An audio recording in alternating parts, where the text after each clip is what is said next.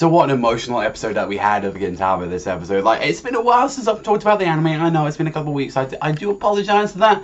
Certain time constraints and all that make me a little bit hard to do the episodes and stuff, though. Please forgive me for that. Although, I gotta say, it really was an emotional episode. I definitely want to at least talk about this one this week, as it focuses on a lot of people's favorite character, and I think I know a lot of people like him a lot. I like him a lot. I mean, people say he's better than Gintoki and Hijikata. I'm a bit...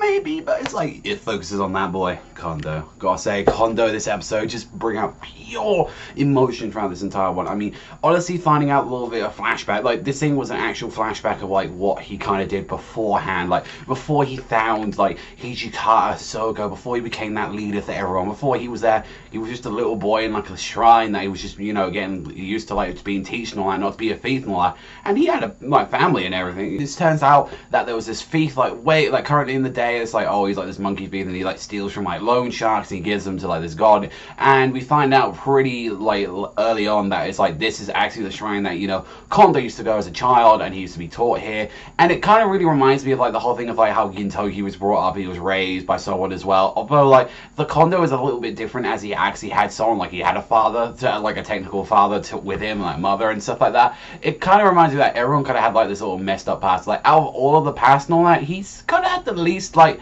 really sad one, but he like definitely like he went through a very hard road. He's like, yeah, he didn't want to become a thief and all that, and it's like they made jokes throughout the entire episode saying like, oh, the reason he did this is because he was horny, or the reason he did that was through his teething stage and stupid shit. I mean, when fuck he was even there like as a little kid, like being a fucking brave ass motherfucker, when he heard that the place was going to be razed down because, you know, these piece of shit loan sharks were going to take over the place. And I mean, honestly, throughout the entire episode, like when he thought he just followed this guy, it's like I had no idea because he was just so fucking tired. It was just like, oh, by the way, I just happened to be this old man who wants me to make him disciple, and he just said okay, and fucking Hijikata's following him, and he next, oh, I better blend in, and he just throws fucking rocks at Hijikata like that, and it's just like, that's just the best when Hijikata's like, oh, we know you did good blending into that, right, please tell me you was in that investigation, like, or not. It's like, I really like to cut you down right now. He just cut, like, that face was just fucking priceless, and it's just like, this is what the series works well at. It's like,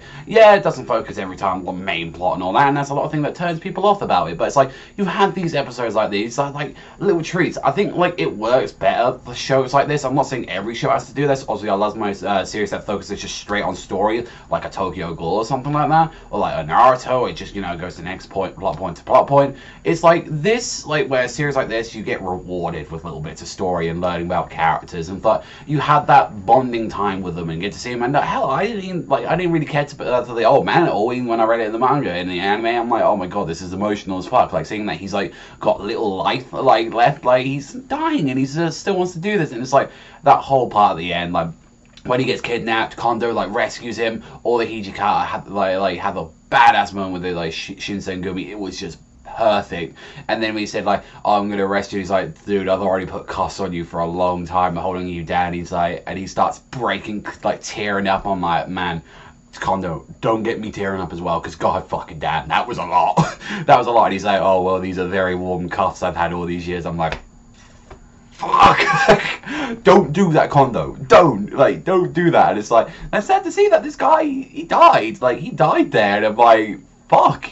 You know, characters die in this series, and they have some really upsetting little deaths and all that. Like the one that like kind of reminded me a lot, although it didn't get that impact from, was the Courtesan of the Nation arc. It really reminded me of that couple there that had that little death. The last moments together were the happiest ones that they ever had, and it was just like, fuck, I don't want to go for that shit again, because that was just emotional and stuff like that. But overall, it was a really good episode. I really thought this was a great one. If you're not a Kondou fan, then you're probably not going to care too much for this episode. You Kondou fans, you're just going to die. You're going to absolutely love. But come on, who isn't a Kondou fan? Who isn't a Hijikata fan? See, like, who isn't a Gintoki fan? Like, he didn't even have to be in the episode. Like, they showed him, like, one tiny panel, and he just said, what the fuck is this? Like, to a banana, and that's it. Like, that's honestly it. Like, you don't need Gintoki in every episode. I love Gintoki. He's a fucking amazing character, but he doesn't need to be in every episode. Same thing as, like, every other series like that. You don't have to keep relying on the main character, because guess what? The side characters and all that, like, they're just as strong as the main. That's how good.